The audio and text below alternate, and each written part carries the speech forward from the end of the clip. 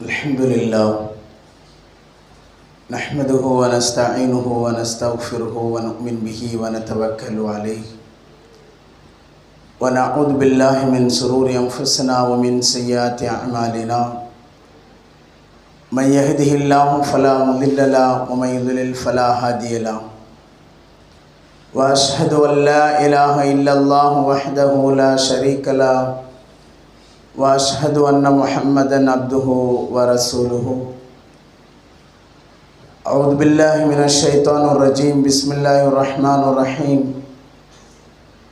या अय्युहन नास तक़ू रब्बकुमुल्लज़ी खलक़कुम मिन नफ्सिन वाहिदा व खलक़ मिन्हा ज़ौजहा व बस्स मिन्हुमा रिजालन कसीरन व निसाअ वत्तक़ुल्लाहल्लज़ी तसाअलून बिही वल अर्हाम इन्नल्लाह काना अलैकुम रक़ीबा। वक़ाल अय्ज़न या अय्युहल्लज़ीना आमनुत्तक़ुल्लाह वक़ूलू क़ौलन सदीदा युस्लिह लकुम अअमालकुम व यग़फ़िर लकुम ज़ुनूबकुम व मन युतिइल्लाह व रसूलहु फ़क़द फ़ाज़ फ़ौज़न अज़ीमा। अल्लाहुम्मा सल्लि अला मुहम्मद व अला आलि मुहम्मद कमा सल्लैता अला इब्राहीम व अला आलि इब्राहीम इन्नका हमीदुम मजीद। अल्लाहुम्मा बारिक अला मुहम्मद व अला आलि मुहम्मद कमा बारकता अला इब्राहीम व अला आलि इब्राहीम इन्नका हमीदुम मजीद। उसीकुम इबादुल्लाह व इय्याया अव्वलन बि तक़्वल्लाह। அனைத்து புகழும் புகழ்ச்சியும் அகிலத்தை படைத்து பரிபாலித்து கொண்டிருக்கக்கூடிய அல்லாஹ் ஒருவனுக்கு உரித்தாக்கி அவனது சாந்தியும் சமாதானமும் சத்திய தூதர் முஹம்மது நபி ஸல்லல்லாஹு அலைஹி வஸல்லம் அவர்கள் மீதும் அவர்களை பின்பற்றி வாழ்ந்த ஜெயசீலர்களான உத்தம சத்திய சஹாபாக்கள் மீதும் தாபியீன்கள் தபஅ தாபியீன்கள் நல்லடியார்கள் அல்லாஹ் நம் மீது கடமையாக்கிய இந்த ஜும்ஆ தொழுகையை நிறைவேற்றுவதற்காக அவனுடைய இல்லத்தில் ஒன்று கூடியிருக்கக்கூடிய நம் அனைவர்கள் மீதும் என்றென்றும் நிலவட்டுமாக. வார்த்தைகளில் சிறந்தது அல்லாஹுடைய வார்த்தை என்றும் வழிகாட்டுதல்கள் சிறந்தது முஹம்மது நபி ஸல்லல்லாஹு அலைஹி வஸல்லம் அவர்களுடைய வழிமுறை என்றும் செயல்களில் மிக கெட்டது மார்க்கத்தில் பித்அத்துகளை ஏற்படுத்துவது, மார்க்கத்தில் புதிதாக ஏற்படுத்தப்பட்ட ஒவ்வொன்றும் பித்அத்துகள், ஒவ்வொரு பித்அத்தும் வழிகேடுகள் அனைத்தும் உங்களை நரகத்தில் கொண்டு போய் சேர்த்துவிடும் என்று நபிகள் நாயகம் ஸல்லல்லாஹு அலைஹி வஸல்லம் அவர்கள் ஒவ்வொரு ஹுத்பாவின் ஆரம்பத்தில் நினைவுறுத்திய நபிமொழியை நானும் உங்களிடத்தில் நினைவு கூர்ந்தவனாக இந்த ஜுமாவினுடைய முதலாவது ஹுத்பாவை ஆரம்பம் செய்கிறேன். அல்லாஹ்வினுடைய மிகப்பெரிய அருளால் புனித மிகுந்த ரமலானினுடைய மாதத்தை நாம் அடைந்து அந்த மாதத்தினுடைய முதலாவது ஜும்ஆவை அடையக்கூடிய பாக்கியத்தை தந்த அந்த ரப்பிற்கு நாம் அதிகம் நன்றி செலுத்த கடமைப்பட்டிருக்கிறோம். இந்த உலகத்தில் சிறந்த ஒரு படைப்பாக படைக்கப்பட்டிருக்கக்கூடிய மனித இனமாகிய நமக்கு நேர்வழி காட்டுவதற்காக, நம்மை நெறிமுறைப்படுத்துவதற்காக, அனாச்சாரங்களிலும் அக்கிரமங்களிலும் தவறுகளிலும் பாவங்களிலும் மூட நம்பிக்கைகளிலும் இந்த மனித சமூகம் சென்றுவிடக்கூடாது என்பதற்காக அவ்வப்போது காலத்திற்கு தகுந்தாற்போல் ஒவ்வொரு சமூகத்திற்கும் அல்லாஹ் பல நபிமார்களை தேர்வு செய்து அந்த நபிமார்களுக்கென்று வேதங்களை அல்லாஹ் அருளி அந்த வேதத்தின் அடிப்படையில் இந்த உலகத்தில் பல லட்ச இறை தூதர்கள் சத்திய மார்க்கத்தை மக்களுக்கு மத்தியிலே எடுத்து சொல்லி அந்த வேதத்தின் அடிப்படையில் அந்த மக்களை வழி நடத்தினார்கள் என்பதை நாம் பார்க்கிறோம். இறைவனால் தேர்வு செய்யப்பட்ட ஒவ்வொரு நபிமார்களுக்கும் ஒவ்வொரு அற்புதங்களை அல்லாஹ் இந்த உலகத்திலே வழங்கினான். உதாரணமாக நபி மூசா அலைஹிஸ்ஸலாம் அவர்களுக்கு அல்லாஹ் ஒரு கைத்தடியை கொடுத்து அந்த கைத்தடியின் மூலம் பல அற்புதங்களை இந்த உலகத்திலே நிகழ்த்தி காட்டினார்கள். சுலைமான் அலைஹிஸ்ஸலாம் அவர்களுக்கும் அல்லாஹ் அற்புதங்களை கொடுத்து பறவைகளோடு ஜின்களோடு பேசக்கூடிய ஆற்றலையும் காற்றையும் வசப்படுத்தி கொடுத்து இப்படிப்பட்ட அற்புதங்களை அவர்களுக்கு அல்லாஹ் வழங்கினான். நபி ஈசா அலைஹிஸ்ஸலாம் அவர்களுக்கு அல்லாஹ் பல அற்புதங்களை வழங்கினான். பிறவி குருடர்களுக்கு பார்வை கொடுத்ததையும் வெண்குஷ்ட ரோகிகளை குணப்படுத்தியதையும் இறைவனுடைய உத்தரவின் பெயரில் இறந்தவர்களை உயிர்ப்பித்ததையும் தொட்டில் பருவத்திலே பேசிய அந்த அற்புதத்தையும் அல்லாஹ் ஈசா அலைஹிஸ்ஸலாம் அவர்களுக்கு வழங்கினான். அகிலத்தினுடைய இறுதி தூதர் ரஹ்மத்துல் லில் ஆலமீன், பொறுமையின் பொக்கிஷம், மனிதகுல மாணிக்கம் முஹம்மது நபி ஸல்லல்லாஹு அலைஹி வஸல்லம் அவர்கள் சொல்லும் பொழுது எனக்கு வழங்கப்பட்ட அற்புதம் எது என்று சொன்னால் இந்த திருமறை குர்ஆன் என்று குர்ஆன் இறக்கி அருளப்பட்டிருக்கக்கூடிய புனித மிகுந்த ரமலானினுடைய மாதத்தை அடைந்திருக்கக்கூடிய நாம் இந்த குர்ஆன் இறக்கி அருளப்பட்ட மாதம் என்பதை நாம் அறிந்திருக்கிறோம். ஆனால் அது இறை தூதர் ஸல்லல்லாஹு அலைஹி வஸல்லம் அவர்கள் அந்த குர்ஆனை குறித்து சொல்லும் பொழுது இது எனக்கு வழங்கப்பட்ட ஒரு அற்புதம் என்று சொல்லி காட்டினார்கள். அப்படியானால் அந்த திருமறை குர்ஆனை பின்பற்றி வாழக்கூடிய அந்த குர்ஆன் தான் நம்முடைய வாழ்வின் முன்னோடி. அந்த வேதத்தின் அடிப்படையில் இந்த உலகத்தில் ஒரு மனிதன் வாழ்ந்து மரணித்தால் மட்டுமே தான் அவனுக்கு மறுமையிலே வெற்றி இருக்கிறது என்கிற நம்பிக்கையோடு வாழக்கூடிய நம்முடைய வாழ்க்கையில் இந்த குர்ஆனோடு நம்முடைய வாழ்வு ஒத்திருக்கிறதா? இந்த குர்ஆன் சொல்லக்கூடிய அடிப்படையில் நம்முடைய செயல்பாடுகளை நாம் அமைத்து கொண்டிருக்கிறோமா என்பதை இந்த தருணத்திலே நாம் நினைத்து பார்க்க கடமைப்பட்டிருக்கிறோம். எந்த அளவிற்கு என்று சொன்னால் வரலாற்று ஆசிரியர்கள் பதிவு செய்கிறார்கள், இந்த உலகத்திலே 1400 ஆண்டுகளுக்கு முன்பாக வாழ்ந்த ஒரு சமூகம், அது வாழ்ந்த அந்த காலகட்டம் என்பது ஒரு இருண்ட காலம். அவர்கள் அறியாமையிலே இருந்தார்கள். பலமுள்ளவர்கள் பலகீனமான மக்களை அடித்து துன்புறுத்தி வாழ்ந்தார்கள். மதுவும் மாதுவும் மூட நம்பிக்கைகளும் மூட பழக்க வழக்கங்களும் அனாச்சாரங்கள் இது எல்லாமே நிறைந்து வழிந்து காணப்பட்ட ஒரு காலகட்டம்.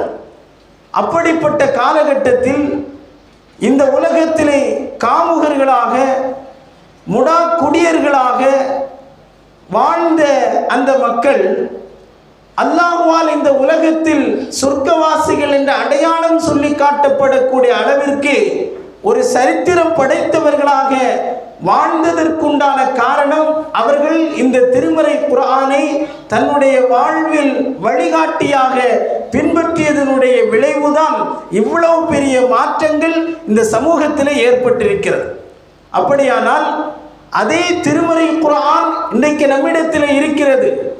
அந்த திருமறை குர்ஆனில் ஆரம்பத்திலே அருளப்பட்ட வசனம் முதல் எந்த வசனங்கள் வரைக்கும் இறுதியாக நபிகள் நாயகம் ஸல்லல்லாஹு அலைஹி வஸல்லம் அவர்களுக்கு அருளப்பட்டதோ அப்படிப்பட்ட திருமறை குர்ஆன் இன்றைக்கு ஒரு புத்தக வடிவில் 2 அட்டைகளுக்கு மத்தியில் பல பேஜுகளை கொண்ட நிலையில் இன்றைக்கு அந்த திருமறை குர்ஆனை நாம் பார்த்து கொண்டிருக்கிறோம். இந்த குர்ஆனோடு இன்றைக்கு நமக்கு இருக்கக்கூடிய தொடர்புகள் என்ன? இந்த குர்ஆன் எப்படிப்பட்ட ஒரு சமூகத்தை இந்த உலகத்திலே உருவாக்கியது என்பதை பற்றியெல்லாம் இந்த நேரத்தில் நாம் சிந்திக்க கடமைப்பட்டிருக்கிறோம். எப்படி வாழ்ந்த மக்கள் இந்த உலகத்தில், அவர்களுடைய வாழ்க்கை வரலாறுகளை, ஒவ்வொரு மனிதர்களுடைய அந்த வாழ்க்கை வரலாறுகளை நாம் பார்க்கும் பொழுது அறியாமை காலத்தில் உங்களுடைய ரப்பை எப்படி வணங்க வேண்டும் நபிகள் நாயகம் ஸல்லல்லாஹு அலைஹி வஸல்லம் அவர்கள் ஒவ்வொரு நாட்களும் சில நாட்களில் சஹாபாக்களிடத்திலே கேட்பார்கள், யாராவது கனவு கண்டீர்களா என்று. நபித்தோழர்கள் கனவு கண்டால் அந்த கனவை சொல்வார்கள். அதற்குண்டான விளக்கத்தை அல்லாஹ்வின் தூதர் ஸல்லல்லாஹு அலைஹி வஸல்லம் அவர்கள் சொல்லி காட்டுவார்கள். இல்லை என்று சொன்னால் நபி ஸல்லல்லாஹு அலைஹி வஸல்லம் அவர்கள் ஏதாவது செய்திகளை அவர்களுக்கு மத்தியிலே பரிமாறுவார்கள். அதிலே ஒரு மனிதர் சொன்னார், இந்த அஷ்ஹது அல்லா இலாஹ இல்லல்லாஹ் என்கிற இந்த ஏகத்துவ கலிமாவை நான் ஏற்றுக்கொள்வதற்கு முன்பாக என்னுடைய வாழ்வில் படைத்த இறைவனை எப்படி வணங்க வேண்டும், ஒவ்வொரு மனிதர்களால் வடிவமைக்கப்பட்ட செதுக்கப்பட்ட உலகத்திலே மனிதன் அவனால் உருவாக்கப்பட்ட கதவுகளுக்கும் கட்டளைகளுக்கும் மரங்களுக்கும் செடிகளுக்கும் கற்களுக்கும் வணக்கங்களை செலுத்தி கொண்டிருந்தான்.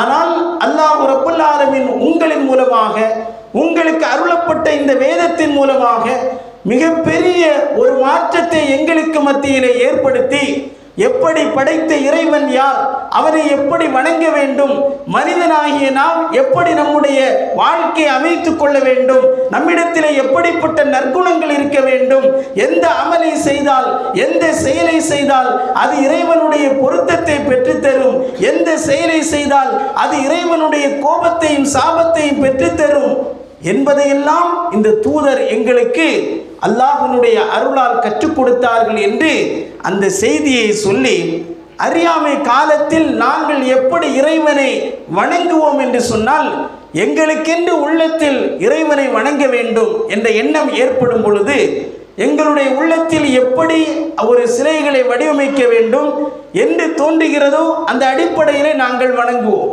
எங்களுடைய முன்னோர்களும் மூதாதையர்களும் எந்த சிலைகளை வணங்கினார்களோ, எதற்காக வணங்கினார்களோ, என்ன காரணத்திற்காக வணங்கினார்களோ எதையும் நாங்கள் யோசிக்க மாட்டோம். அவர்கள் வணங்கினார்கள், நாங்கள் வணங்குகிறோம். இப்படிதான் எங்களுடைய நிலைமைகள் இருந்தது.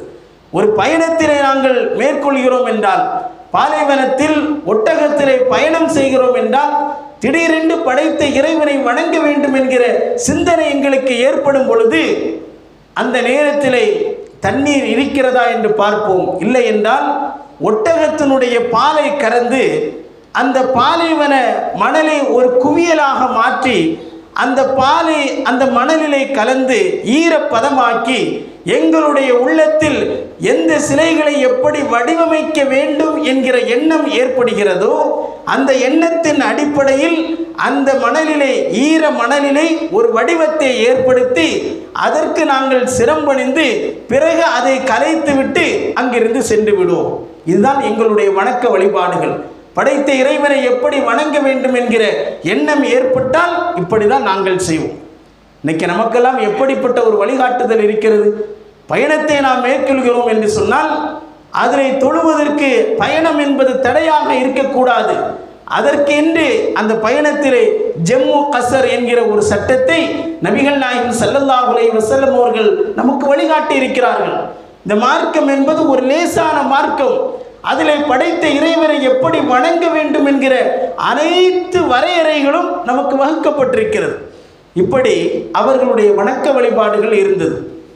அதனால் அந்த மக்கள் எப்படி தன்னுடைய வாழ்க்கையை திருமறை குர்ஆனுடைய வசனங்களுக்கு கட்டுப்பட்ட நிலையில் அவர்கள் மாற்றி அமைத்தார்கள் என்று சொன்னால், அல்லாஹ்வின் தூதர் ஸல்லல்லாஹு அலைஹி வஸல்லம் அவர்கள் வெறும் இறை தூதராக மட்டுமில்லாமல் மக்களோடு மக்களாக கலந்து தன்னுடைய மக்கமா நகரத்தினுடைய வாழ்க்கையை 13 ஆண்டு காலம், அப்படிப்பட்ட 13 ஆண்டு காலத்தில் அந்த மக்களுக்கு மத்தியில் அவர்கள் சொல்லக்கூடிய அனைத்திற்கும் கட்டுப்படக்கூடிய நிலையில் ஒரு சமூகத்தை உருவாக்கினார்கள் என்று சொன்னால் இந்த திருமறை குர்ஆன் அடிப்படையில். ஆனால் இன்றைக்கு சமூகத்தில் இந்த குர்ஆன் எப்படி பார்க்கப்படுகிறது? இறந்தவர்களுக்கென்று ஓதக்கூடிய ஒரு வேதமாக பார்க்கப்படுகிறது. புதிதாக வீடை கட்டினால் அந்த வீட்டிலே முதல் நாள் என்று ஓதப்படக்கூடிய வேதமாக பார்க்கப்படுகிறது. அல்லது தேவைக்கு ஏற்ப மட்டும் வசனங்களை பார்க்கக்கூடிய நிலையிலே தான் இன்றைக்கு குர்ஆனோடு நமக்கு இருக்கக்கூடிய தொடர்புகள். 3 நோன்புகள் 2 நோன்புகளை நாம் அடைந்திருக்கிறோம். குர்ஆனில் எத்தனை பக்கங்களை நாம் ஓதியிருக்கிறோம் என்று நம்மிலே ஒவ்வொருவர்களுக்கும் தெரியும். அதனுடைய தாக்கங்கள் என்ன நமக்கு ஏற்படுத்தியிருக்கிறது என்பதை நாம் நினைத்து பார்க்க வேண்டும். கண்ணியத்திற்குரியவர்களே, அந்த மக்களை குறித்து அல்லாஹ் சொல்கிறான், இது குந்த் வதுகுரு நிஅமத்துல்லாஹி அலைக்கும், உங்களின் மீது நான் பொழிந்த அருள் கொடையை நீங்கள் நினைத்து பாருங்கள். எப்படி தெரியுமா நீங்கள் இருந்தீர்கள்? இது குந்து மஅதா, நீங்கள் ஒருவருக்கொருவர் எதிரிகளாக பகைவர்களாக இருந்தீர்கள். எப்பொழுது பார்த்தாலும் அந்த மக்களுக்கு மத்தியில் குலத்தின் பெயரால் கோத்திரத்தின் பெயரால் அந்த ஊரினுடைய வெறி தாக்கம் எல்லாமே இருந்தது. நான் பெரியவனா நீ பெரியவனா, என்னுடைய குலம் உயர்ந்ததா என்னுடைய கோத்திரம் உயர்ந்ததா என்னுடைய குடும்பம் உயர்ந்ததா என்கிற சிந்தனைகள் அறியாமை கால ஜாகிலியா கால மக்களுக்கு மத்தியில் இருந்தது. ஆனால் அப்படிப்பட்ட மக்களுக்கு மத்தியில் பகைமையும் குரோதமும் அதிகமாக இருந்தது. அல்லாஹ் அதை தான் சொல்கிறான், இது குன்தும் அஅதாஅன், நீங்கள் ஒருவருக்கொருவர் எதிரிகளாக பகைவர்களாக இருந்தீர்கள். ஃபஅல்லஃப பைன குலூபிக்கும் ஃபஅஸ்பஹ்தும் பிநிஅமதிஹி இஹ்வானா, உங்களுடைய கல்புகளுக்கு மத்தியில் ஒரு பிணைப்பை நாம் ஏற்படுத்தினோம். ஃபஅஸ்பஹ்தும் பிநிஅமதிஹி இஹ்வானா, தன்னுடைய அருளின் காரணமாக ஒருவருக்கொருவர் நீங்கள் சகோதரர்களாக மாறினீர்கள். எப்படிப்பட்ட சகோதரத்துவம்! மக்காவிலே இருந்து மதீனாவிற்கு செல்லக்கூடிய நேரத்தில் இந்த மார்க்கத்தை ஏற்றுக்கொண்ட ஒரே காரணத்திற்காக வேண்டி, குர்ஆனுடைய வசனங்களுக்கு கட்டுப்பட்ட ஒரே காரணத்திற்காக எல்லா பொருளாதாரத்தையும் தியாகம் செய்து ஒன்றுமே இல்லாத பல தேசிகளைப் போல அந்த ஊருக்குள்ளே வந்தார்கள். ஆனால் அங்கே ரசூல் ஸல்லல்லாஹு அலைஹி வஸல்லம் அவர்கள் அவர்களுக்கு மத்தியில் ஒரு சகோதரத்துவத்தை ஒரு இணக்கத்தை ஏற்படுத்தினார்கள். இவ்வளவு பெரிய மாற்றங்கள். அந்த மக்கள் இந்த திருமறை குர்ஆனை எப்படி நேசித்தார்கள் என்று சொன்னால் வரலாற்றிலே பல செய்திகளை நாம் பார்க்கலாம். நாமெல்லாம் இன்றைக்கு அல்லாஹ்வை நேசிக்கிறோம், அல்லாஹ்வினுடைய தூதரை நேசிக்கிறோம். அந்த நேசத்தினுடைய வெளிப்பாடுகள் எப்படி இருக்க வேண்டும்? வாழ்க்கையில் குர்ஆனுக்கு மாற்றமாக தூதருக்கு மாற்றமாக எந்த ஒன்றை செய்வதற்கு யார் நமக்கு கட்டளையிட்டாலும் அதற்கு நான் அடிபணிய மாட்டேன் என்கிற எண்ணம் இன்றைக்கு நம்மள எத்தனை பேர்களிடத்தில் இருக்கிறது? அப்போ இந்த குர்ஆன் நம்மை எப்படி உருவாக்கி இருக்கிறது, நாம் எப்படி உருவாக்கப்பட்டிருக்கிறோம், குர்ஆனோடு நமக்கு உண்டான தொடர்புகளை பற்றி என்னைக்காவது நாம் சிந்தித்து பார்த்திருக்கிறோமா? காலத்திற்கு தகுந்தாற்போல் பழக்க வழக்கத்திற்கு தகுந்தாற்போல் சட்டங்களையும் சம்பிரதாயங்களையும் இன்றைக்கு மாற்றி அமைத்துக் கொண்டிருக்கிறோம். என்னுடைய அறிவிற்கு ஏற்றவாறு குர்ஆனுடைய வசனங்களை புரிந்து எனக்கு தகுந்தாற்போல் சட்டங்களை இன்றைக்கு நான் வளைத்துக் கொண்டிருக்கிறோம். இதுதான் இன்றைய காலகட்டத்தில் நாம் பார்த்து கொண்டிருக்கக்கூடிய நிகழ்வுகள்.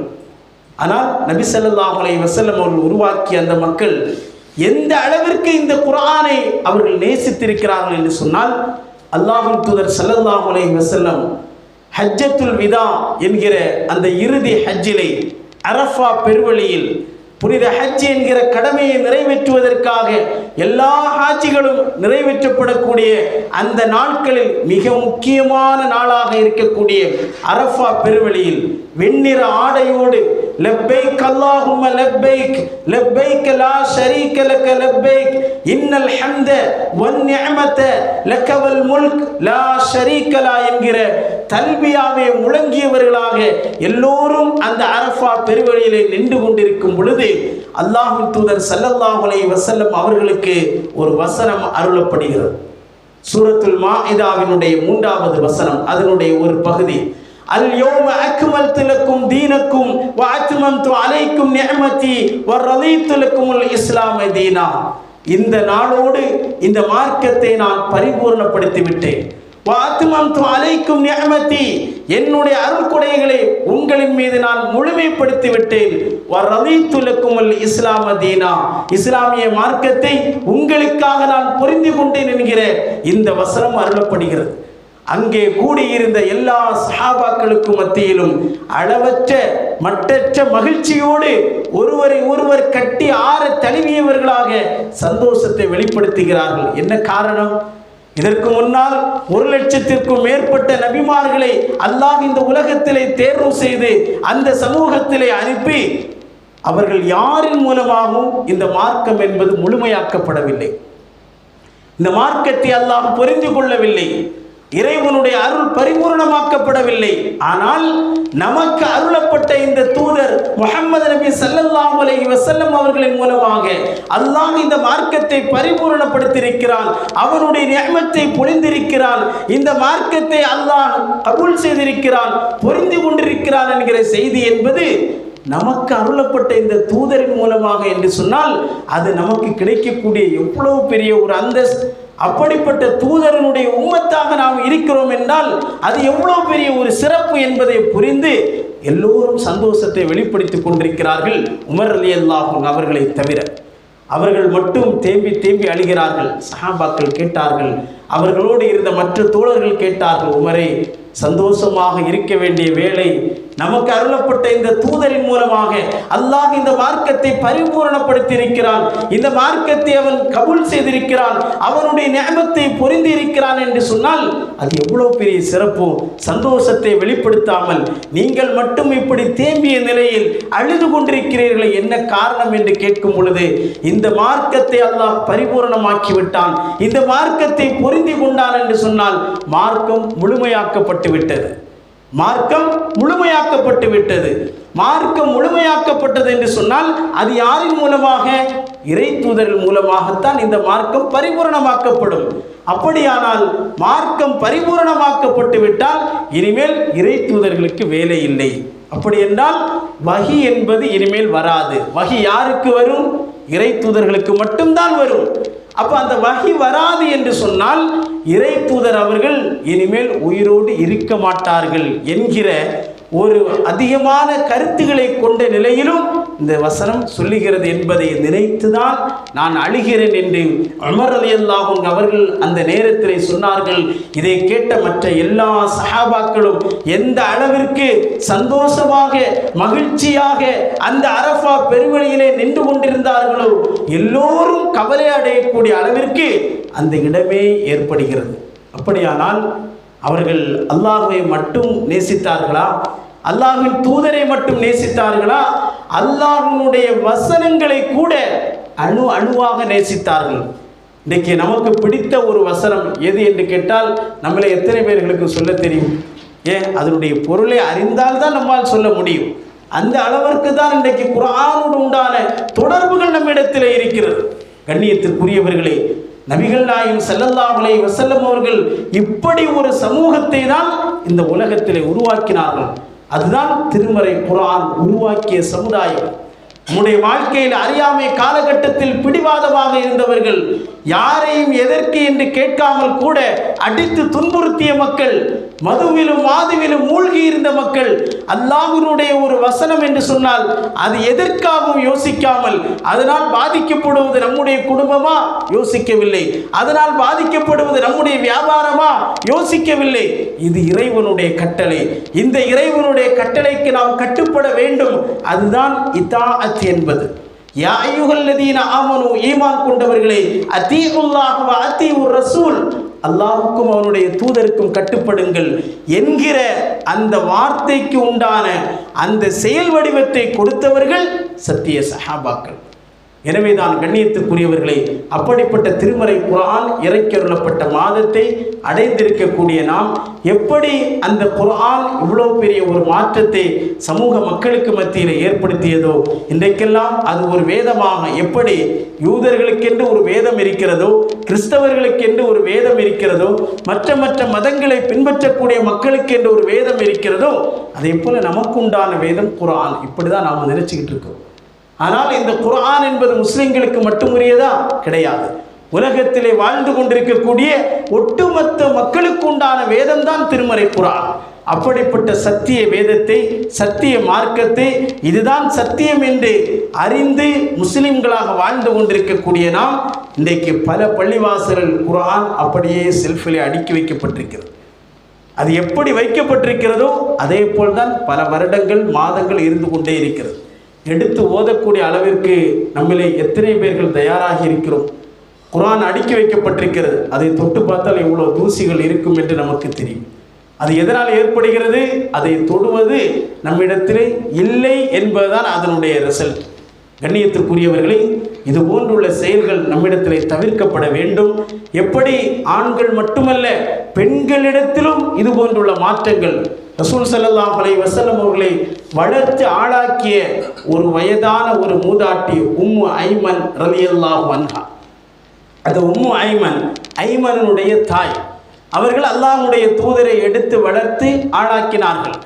அப்படிப்பட்ட அவர்கள் அல்லாஹ்வுடைய தூதரனுடைய மரணத்திற்கு பிறகு அவர்களுக்கென்று உண்டான தேவைகளை எல்லாம் அபூபக்கர் சித்திக், உமர் ரலியல்லாஹு அன்ஹுமா அவர்களெல்லாம் நிறைவேற்றி வந்தார்கள்.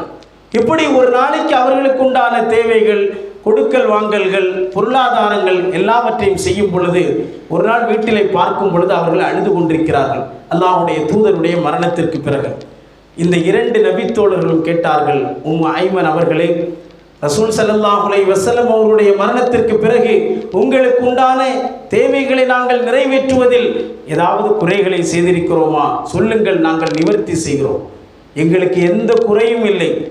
நல்ல விதமாகத்தான் எங்களை நீங்கள் கவனித்துக் கொண்டிருக்கிறீர்கள். எதை குறித்து நான் தேம்பி அழுகிறேன் என்று சொன்னால், எந்த இறை தூதர் ஸல்லல்லாஹு அலைஹி வஸல்லம் அவர்கள் மரணித்தார்களோ அதை நினைத்து அழுகிறீர்களா? அதற்காகவும் நான் அளவில்லை.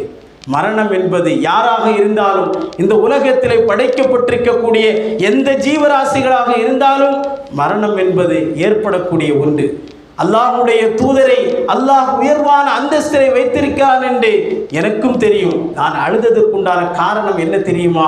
இறை தூதர் ஸல்லல்லாஹு அலைஹி வஸல்லம் அவர்கள் உயிரோடு இருக்கக்கூடிய நேரத்தில் நம்மிடத்திலே ஏதாவது தவறுகள் ஏற்பட்டால், நம்மிடத்திலே ஏதாவது மாற்றங்கள் ஏற்பட வேண்டுமானால், நம்மிடத்திலே ஏதாவது நன்மைகளை இன்னும் அதிகமாக்கப்பட வேண்டுமானால், நபிகள் நாயகம் ஸல்லல்லாஹு அலைஹி வஸல்லம் அவர்களுக்கு அல்லாஹ் ரப்புல் ஆலமீன் ஜிப்ரீல் அலைஹிஸ்ஸலாம் அவர்களின் மூலமாக வஹீயின் வசனங்களை அருளி, அந்த வசனங்களின் மூலமாக நபி ஸல்லல்லாஹு அலைஹி வஸல்லம் அவர்கள் நமக்கு எடுத்து சொல்லி, அந்த குர்ஆனுடைய வசனத்தின் மூலமாக நம்முடைய வாழ்க்கையிலே பல மாற்றங்களை நாம் ஏற்படுத்தினோம், நன்மைகளை அதிகமாக செய்தோம், நம்மிடத்திலே தவறுகள் இருந்தால் அதை நாம் திருத்திக் கொண்டோம். ஆனால் அந்த இறை தூதர் மரணித்ததற்கு பிறகு வஹி என்று சொல்லக்கூடிய அந்த இறை செய்தி நின்று விட்டதே, அது நிப்பாட்டப்பட்டு விட்டதே.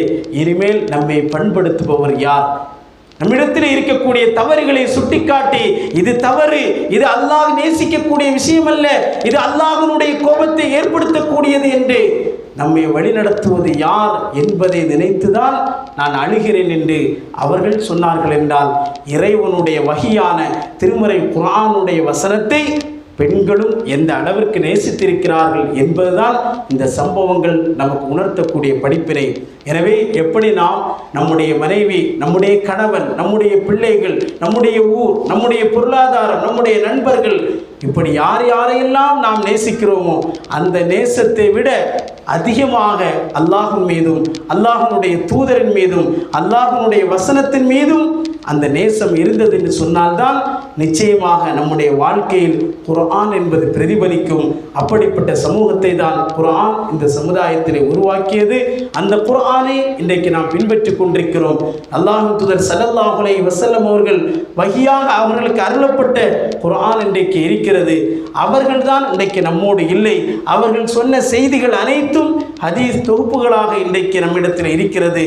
எனவே இப்படிப்பட்ட குர்ஆனையும் ஹதீஸையும் பின்பற்றி வாழக்கூடிய நம்மிடத்தில் குர்ஆன் அனைத்து விஷயங்களிலும் ஹதீஸ்களும் அப்படியே வடிவத்திலே அப்படியே செயல்படுத்தக்கூடிய மக்களாக நாம் மாற வேண்டும். அதன் மூலம் அல்லாஹ்வுடைய நேசத்தையும் அன்பையும் பெறக்கூடிய மக்களாக வாழ்வதற்கு வல்ல இறைவன் நம் அனைவருக்கும் அருள் செய்வானாக. வாஹிரு தஅவானா அல்ஹம்துலில்லாஹி ரப்பில் ஆலமீன்.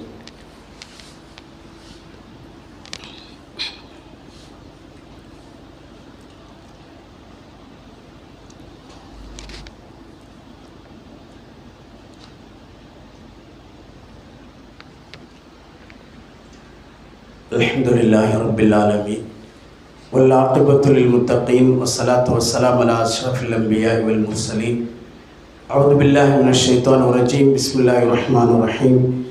யா அய்யுஹல்லதீன ஆமனு தக்குல்லாஹ ஹக்க துகாத்திஹி வலா தமூதுன்ன இல்லா வ அன்தும் முஸ்லிமூன். கண்ணியத்திற்குரிய சகோதர சகோதரிகளே, புனித மிகுந்த ரமலானுடைய மாதத்தில் அதிகமான நன்மைகளை நாம் செய்து கொண்டிருக்கிறோம். அப்படி நாம் செய்யக்கூடிய நன்மைகளில் ஒன்று, அல்லாஹ்வின் தூதர் ஸல்லல்லாஹு அலைஹி வஸல்லம் அவர்கள் வழிகாட்டிய ஒரு இபாதத் இன்றைக்கு நமக்கு மத்தியில் ரொம்ப தூரமாகி கொண்டிருப்பதை பார்க்கிறோம். எப்படி கடமையான இபாதத்துகளுக்கென்று நாம் முக்கியத்துவம் கொடுக்கிறோமோ, அதே போல் ரசூல் ஸல்லல்லாஹு அலைஹி வஸல்லம் அவர்கள் வழிகாட்டிய எவ்வளவோ சுன்னத்தான இபாதத்துகள் இருக்கிறது. அதிலெல்லாம் இன்றைக்கு நாம் கவனம் செலுத்துவது என்பது மிக மிக குறைவாகத்தான் இருக்கிறது. அல்லாஹ்வின் தூதர் ஸல்லல்லாஹு அலைஹி வஸல்லம் அவர்கள் அறிவிக்கக்கூடிய ஒரு செய்தி அபூதர் ரலியல்லாஹு அன்ஹு அவர்கள் அறிவிக்கிறார்கள். அதாவது யுஸ்பிஹு அலா குல்லி சுலாமா மின் அஹதிக்கும் இந்த சதகா, ஒவ்வொரு மனிதனுடைய உடம்பில் இருக்கக்கூடிய ஒவ்வொரு மூட்டிற்கும் சதக்கா செய்வது கண்டிப்பாக அவன் அதை செய்ய வேண்டும் என்று அல்லாஹ்வின் தூதர் ஸல்லல்லாஹு அலைஹி வஸல்லம் அவர்கள் சொன்னார்கள். நம்முடைய உடம்பில் இருக்கக்கூடிய ஒவ்வொரு ஜாயிண்ட் இதற்கும் ஒவ்வொரு நாளும் நாம் சதக்கா செய்ய வேண்டும். அப்படிப்பட்ட அந்த சதக்கா எது என்பதை நபி ஸல்லல்லாஹு அலைஹி வஸல்லம் சொல்லும் பொழுது நாம் என்ன நினைக்கிறோம்? சதக்கா என்றால் யாருக்காவது ஒரு உதவிகளை செய்வது, பொருளாதாரத்தை கொடுப்பது, இது மட்டும்தான்.